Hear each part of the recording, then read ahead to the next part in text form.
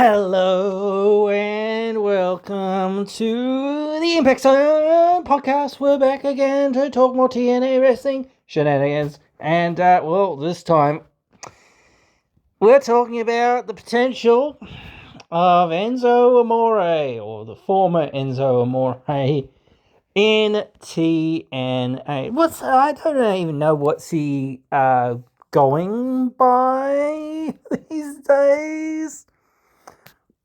I don't know. Let's see if I can find it.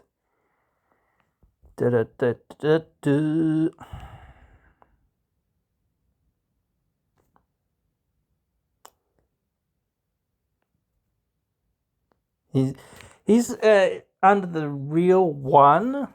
Is that right? I don't know. Because I know he's doing some indie stuff right now.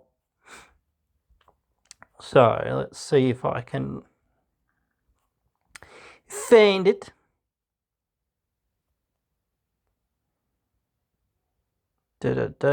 Some stuff in Ring of Honor, Independent Circuit. Enzo. Oh, okay, that's kind of cute. He was in New Japan. Major League Wrestling.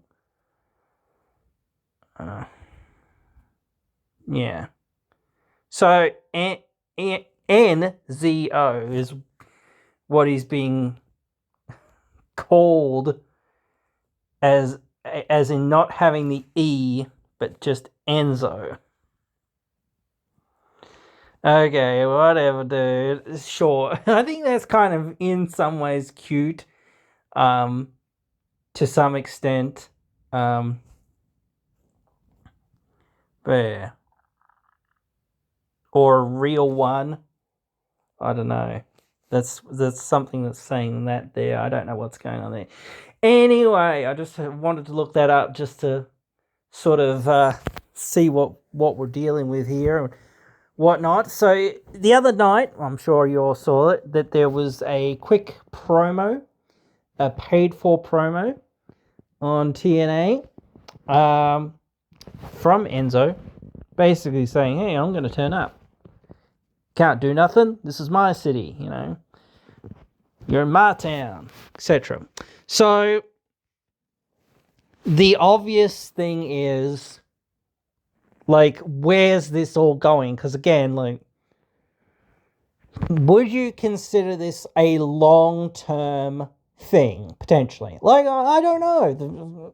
I don't think that you can completely rule it out. It's actually kind of funny that he's coming into TNA now, and I can't even remember. I think I was reading it, you know, didn't really read it very well, but whatever. He was doing stuff in WWE many years ago and whatnot. He had a falling out there. He was, you know, having some problems in the locker room, etc. All this stuff. We all have heard the stories, and that's probably where I'm the most hesitant. But the thing is, he's done stuff in Ring of Honor, he's done stuff in New Japan, he's done stuff in MLW, he's done stuff on the independent scene, obviously. He's doing some stuff here and there and whatnot. I don't know what he's doing. I'm not following it. Like I say, I don't follow the independent or the minor leagues of wrestling. Especially since, like, all that stuff is in the US and I'm not in the US. So I cannot realistically follow it, even if I really wanted to. It's just no real way for me to follow it, because it's all in the US. So the only way I can follow wrestling is if it's, like, on TV or, very available sort of thing, so whatever. Anyway, the point is that I think that baggage, he knows that. And he has been, like, obviously he's still, working and whatnot. But obviously the company, they think, hey, we can make some money with this guy. And, hey, we think, if he's willing to play ball. And they played ball with Matt Riddle there for one night.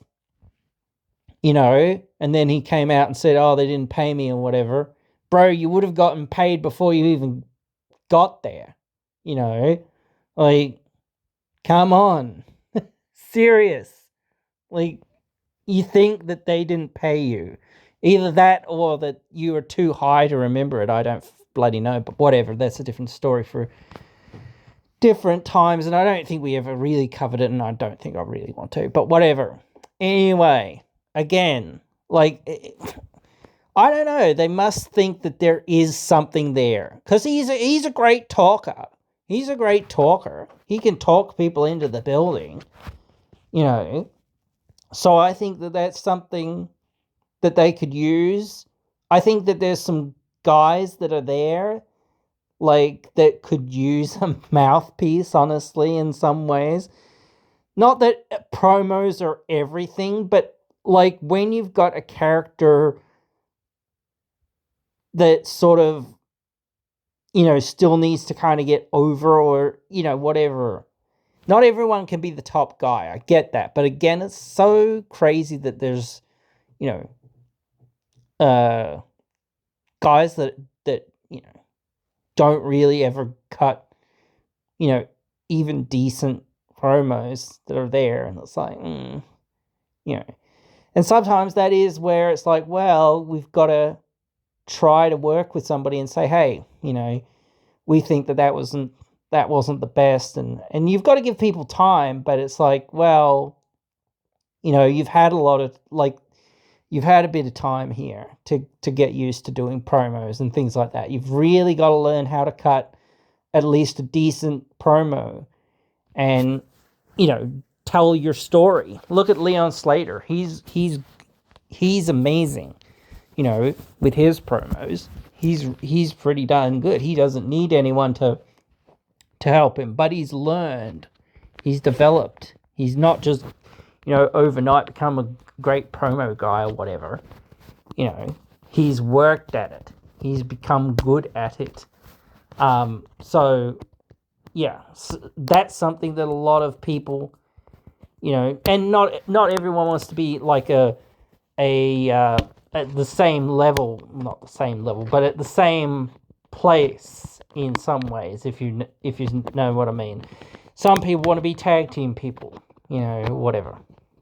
Some people want to say, oh, well, what other area can I kind of be a big player kind of in, rather than being the world champion or what. Obviously, the girls, for the most part, they have to sort of push themselves off and say, okay, well, we've got to fight in the knockouts and fight amongst each other and that sort of thing, whatnot. So they don't get that many opportunities to sort of branch out and kind of, do other things and be in the main sort of series of programs or whatever. But yeah, like, that's what it is. So they go for their own programs, and sometimes those programs are as good, if not better, than some of the men's programs. But yeah, like, again, you've got to look at it like, thinking, what can he do to enhance the brand, and what can he do to bring eyes to the brand, and et cetera, et cetera, et cetera, et cetera. Like, I don't think we've really covered this whole interview that Carlos Silva did, the interview on Ariel Helwani's show and whatnot. So, though I don't think I'm going to go through all of it here. I think, like, touching on some of the points that were kind of made, some of the most major or most important things mentioned in that kind of interview. One of them was saying, like, where is TNA now, and where are we going to be? Like, it's like, yeah, sure, we need to be looking down the road and saying, okay, well, how do we get to, the next level? And a lot of the stuff has already kind of been discussed a lot, that, we know where we need to go, but how do we actually get there is more or less the issue that we're facing, not so much of well, where do we need to go? No, we know where we need to go. We just, how the heck are we actually going to get there type thing. That's been the real issue in my opinion. It hasn't been like we don't know where we're going. The obvious thing that where we're going is bigger and bigger and bigger and whatnot, bigger and better and etc. But that's not that easy to do sometimes. But it's still the thing that they have to try to do. And so Carlos was there saying, can TNA be like the second biggest wrestling promotion? He said effectively yes or sure or whatever. I think that is, the goal in some ways, or it should be, at least to be in strong contention, like for number 2. That is where they should be. That's what they should be trying to do, because even if you start saying, no, we want to be number 1, that automatically starts making you like, now we're looking at being the best. Like, we want to be the best. Like, they've said that, and they've tried to do that obviously. But, like, you can't just be WWE. You can't just be at that level, or whatever. That sort of thing. It's just not that feasible. It would take a heck of a lot to get it. So I don't think that, Enzo, how are you meant to say it without saying it like an EN sound? I don't think you can. Enzo, I don't know. Anyway, yeah, you can't really rely on that one guy or any one guy or any one girl or whatever it is, no matter who they basically are, to change your fortunes overnight.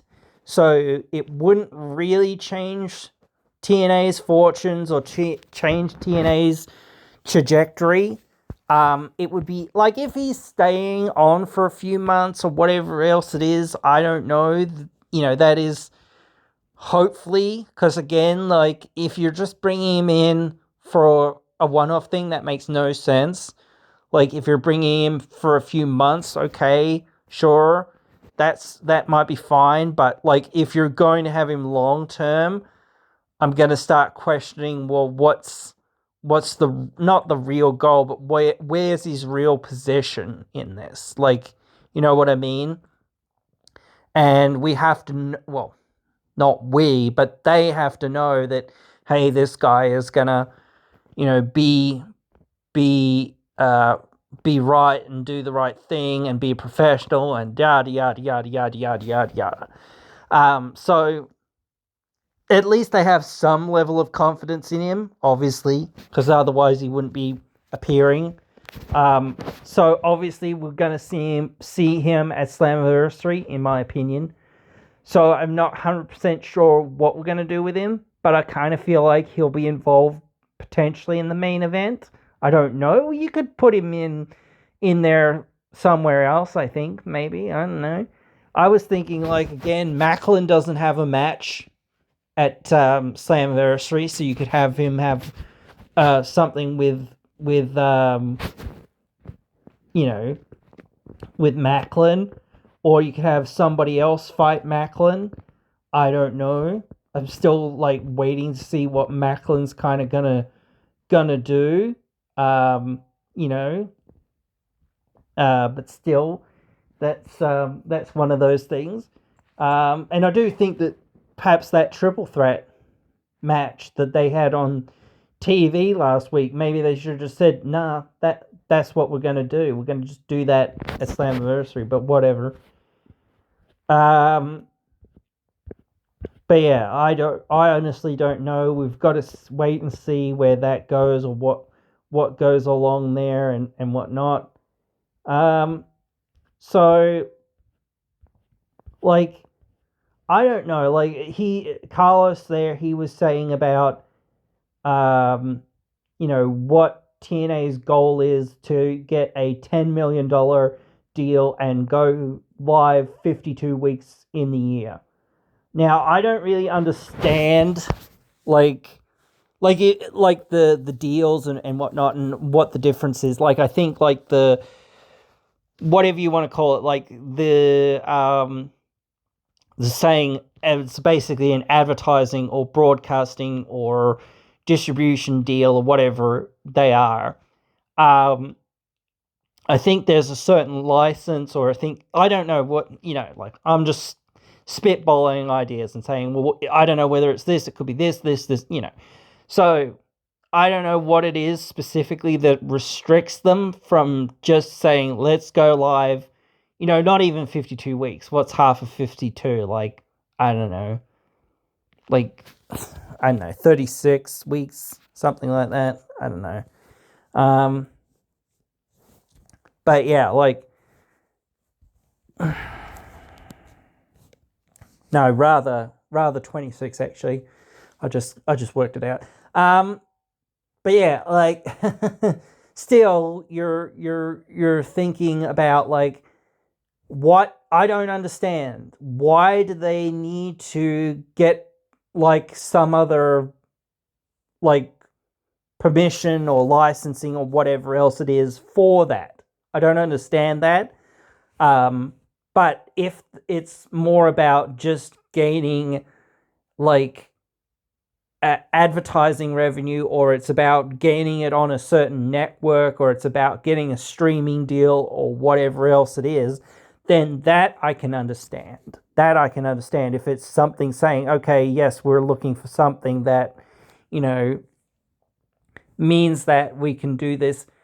And how can we do it? Like, I think that, like, again, I think some people, like, perhaps I'm shooting too high, but I think you need to shoot higher than what you can obtainably reach sometimes, in some ways, because, again, like, if you don't dream big enough, it'll never sort of happen type thing. I think it's better to be saying, let's be in the clouds and so far up in the stratosphere or whatever that, hopefully we won't reach that. But like, if we do get there, it's like, oh shit, well, we didn't think big enough. We need to think bigger, type thing. I think it's important to keep, something out there and saying, no, we still haven't got to the next level. There's still some plateau that we could get to, or that we, could find, or whatever else it is. So I do think that is, it is important to keep striving for better and keep striving for more and keep, pushing the envelope forward. You can't just keep saying, oh, we're good and whatever else, like, that's fine. This is where we're at. That's fine with us. We don't really care about, getting to that next level, blah, blah, blah, blah, blah, blah, blah, whatever. If you don't, then what's the point of even having, like, the show itself? You might as well sell it off, or you might as well just say, oh, yeah, cool, whatever. And maybe that is a potential. I don't know. My question would be who buys it, but whatever. I think that the ultimate goal in this is to get TNA, whether it's in one location or it's, touring the country, or whatever, or touring the world. I think the goal is to just get TNA live as much as possible. And I think the problem perhaps is that issue of saying, well, what if we wanted to go to Europe? Or what if we wanted to go to the UK? Or what if we wanted to go and do this? It's very, very hard on a, if we have a, 52 week a year live schedule, to say, how can we go over, there in less than a week and then come back to the US or whatever else it is. But then again, I keep thinking, like, well, maybe they should just tour elsewhere right now because of all the issues in the US right now and whatnot. But that is up to them. I don't want to, preach too hard about that or talk too hard about that. And I really haven't talked very much about that, though I've brought it up here and there. And I still do think that it is something that they should heavily consider and, be like, okay, where are we at? Why are we at? What's going on? Not just, oh, well, it's easy. And even if we don't agree with things, we don't want to get outside of our comfort zone, or we don't want to go to somewhere else or something else or whatever else it is, and then not be able to pack a 2K, 3K, 4K house or whatever it is, so, and that's fair enough in some ways. If you don't know how big or whatever you can get venues across the sea or whatever it is, it's like, well, it is a pretty safe bet we're going to get some decent houses or fairly decent houses, along the US and whatnot. So, yeah, again, no matter if it's on the same, I think if it was on the same network, it just wouldn't work out. It would have to be, unless, again, we've talked about this 1,000 fucking times, unless, of course, the network is incredibly heavily expanded. They would need to invest hugely into their network to get it, in basically every home in the US, or on cable, or on some, their channel, whatever it is, onto a provider that would get it into all those places. So you've got to consider all that. So in saying all that, I think I've talked more in this about the whole Anthem and whatnot dealings than what I have talked about Enzo and whatnot. But I guess it's just one of those things that I wanted to kind of touch on as well. So, but yeah, obviously it's a big thing to kind of discuss. So it's certainly something that, probably I should have just done a whole video about, but I haven't been able to, and just other things have been going on, so it's just not happened. So, but whatever. So, I'm on the bandwagon all the way up to the point of saying, once we get the thing onto either a major network of some sort or onto a major streaming service or something like that, that's where I think it's not like the war is over per se to many extents. As I've said before, you've always got to have something else to kind of keep fighting for. But I think that is where a certain level of saying, well, now we're on kind of the easy street. Because, even if, the ratings go down and when they go up, they're always going to go up and they're always going to go down. People forget that. You're going to have a bad week, or something else is going to be on, or, people can't spend money on not... Well, I should say, yes, it is a luxury, because it really is a luxury in many ways to go and see wrestling or go and see any sport. I think in many ways, but still, it's just one of those things as well that I think that not the promotions themselves, but I think the government and the situation, especially in the US right now, they want people to just go to these events, not really focus in on what they're doing. I think people want to, forget, they just want to go and, see a good wrestling show every week or every month or whatever it is when it comes to your town. Oh, it's coming to town. Well, we might go and see it. So, why not? But yeah, like, it's one of those things of saying, how can we do these things, more so. I think from what Carlos was saying, we're like, what was it? Like, I think it might be announced near Bound for Glory or something like that.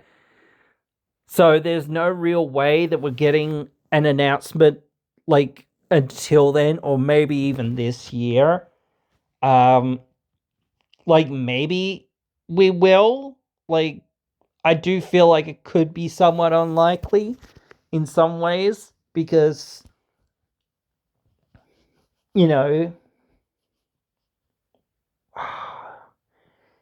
maybe we could see it near the end of the year. Like, I don't know. But it's tough to say, because, again, you've got to think about, well,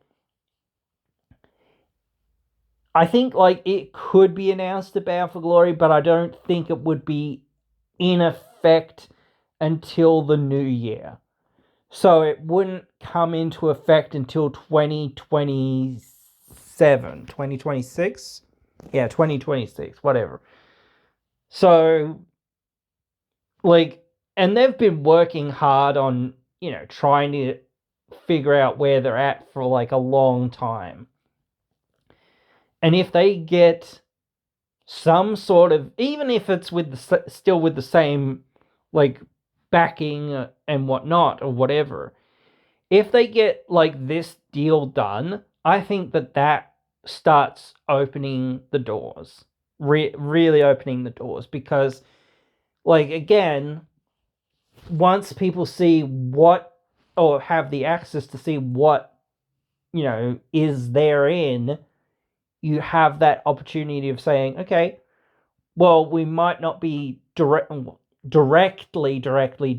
competing with AEW, and we're definitely not directly competing with WWE, but we're here, and, people need to pay attention, because we're they have been on the up for a while. Like, they've had some big arenas this year and last year, and I think they've had a lot of positive momentum. Now, it's kind of been a slow, sprint in some ways, but, that's kind of what has been for the last, like, 6 or 7 years. So I don't think a lot of the fans, or even maybe, no, I guess nearly 10 years now, I guess. But yeah, like, the fans that have been here, we've been here for over 23 years, or some of us have been here for over 23 years, or basically 23 years. So yeah, that's where we're at.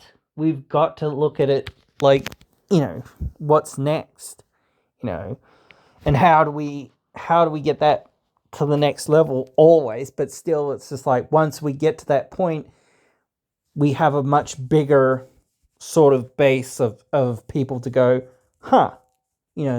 like, this is on Thursdays, and it's a really good thing if you don't want to watch WWE, and if you don't want to watch AEW or whatever it is, or if you want to watch another wrestling program and you have some free time on a Thursday night,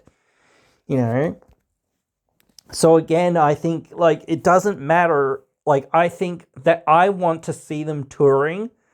I don't want to see them just going, okay, we're going to go to Universal Studios, or we're going to go to this place or that place or wherever it is, Full Sail or wherever it is, and we're just going to tape out of there, or not tape, we're going to broadcast out of there 52 weeks of the year. Like, a centralized location can make sense and it can work, but touring around is just so much more beneficial, I think, because, like, you can sort of tour with the seasons and tour with the tour with other things. Like, if you're touring, kind of, if where you're at is got, a lot of other great big events going on at the same time, people might be like, oh, while we're in town and while we're doing stuff, while we're going to see, the Rolling Stones or Britney Spears or whatever it is, I don't know, what, Sabrina Carpenter or whatever it is, that they're going to see, oh, well, TNA is just down the road and they've got a show on this weekend too, and why not? We're here, and, you know, we want to have a good time, and we like wrestling, and, you know, whatever. You know, that's what you've got to do. That's where you've got to be. You've kind of got to be at in the same places that some of these other things are kind of going on and happening. You've kind of got to be in the same place as some of these other things. But it can compete with what you're doing, but it's also one of those things of saying, well, if you're not kind of in the ballpark of some of these things, people will sometimes just forget that you're kind of there. Because if you're like, you can kind of go, like, if we're in New York or wherever it is, there's always something happening in New York. They've got their Broadway plays. They've got a bunch of stuff going along a lot of the time. So, you know, it's not like it's quiet. And there's always baseball, basketball, football, all these other things going on. So it's never just, oh, well, you know, wrestling's on, so wrestling's on, or whatever. It's one of those things. You've got to connect to the people that want to see or have wanted to see something else in wrestling, not just the WWE, but you've also got to connect to those people that want to see WWE, but sort of not WWE. Because sometimes it's like, oh man, I'm seeing the same thing all the time, you know? Or if, hey, WWE only comes here once every 10 years or whatever it is, okay, well, we're going to come there once every couple of years at least, or once every few months at least, you know, maybe, you know, or or twice a year or something, you know. Okay, cool. Well, now I can actually watch some semblance of wrestling, major wrestling, you know, that comes to my town on a regular basis, or at least close to my town on a regular basis.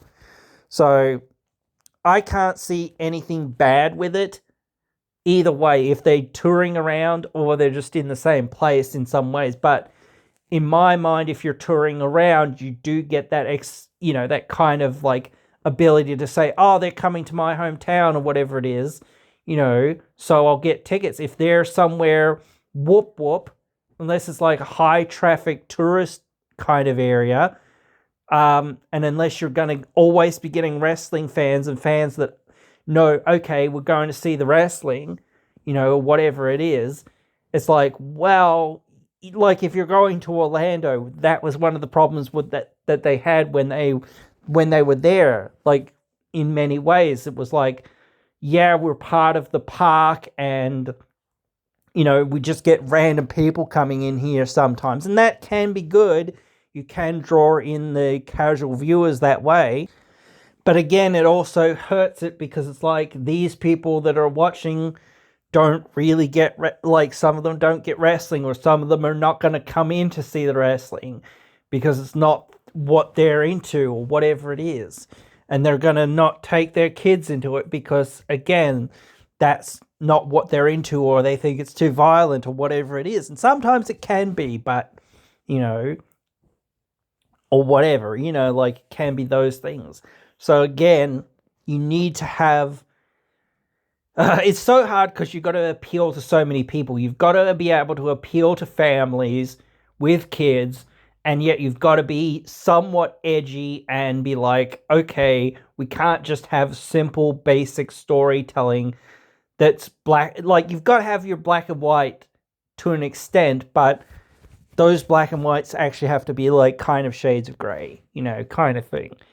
No one's inherently perfect, and yet you have to have somebody to kind of root for as the good guy, or the lesser of two evils, in a sense. You know, if somebody's there and is being the good guy, they have to be beloved, and if somebody's there being the heel, they have to be hated. So, yeah, that's where you've got to be at. But again, like, there has to be like that subtle nuance somewhat there of saying, well, are they actually really that wrong? You know, or whatever it is. You know, you can't just say, you know, is their motivation wrong or whatever else. You know, perhaps their actions are wrong, but, like, do the ends justify the means, etc., blah, blah, blah. It's always a bigger question kind of thing that, drives these things. So, yeah, I really spent most of this time talking about the situation with TNA, but I did want to talk about Enzo, so we did. I hope that the people got the impression that we talked about Enzo in this as well, because certainly it is interesting to see that is something or someone that they're bringing in or have potential ideas to bring in, even if it's short term. I don't know. Like, we've talked about the whole situation with WWE and NXT a fair bit here and there. I think we need to start reviewing it more so. And I was thinking about something, and I might post this on Facebook and Twitter and whatnot later as well. But guys, I saw recently a video where somebody, I think it was Wrestling Gifts, I can't really remember, was going through a whole bunch, going through Dave Meltzer's 5-star reviews of WWE and saying, oh, this is a bit cracked, that a few of these matches aren't like 5 stars or whatever.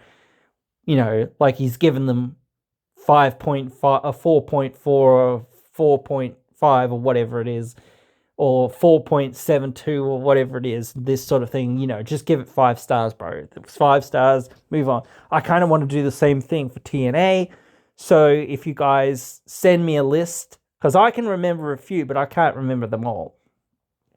And especially some that I just didn't get to see or whatever else it was when I wasn't really watching, and whatnot, that before I started watching, and when I was sort of on hiatus, matches that were not rated 5 stars, but matches that you think should have gotten 5 stars. I've gotten a couple on my mind, so it would help me out to just make more videos and things like that, to say, hey, what about these matches? These matches were 5 stars, weren't they? Come on, get out of here. What are you talking about? Get over yourself. But yeah, guys, that is that pretty much here. Hope you have enjoyed this one. Hope you will join me again in another one.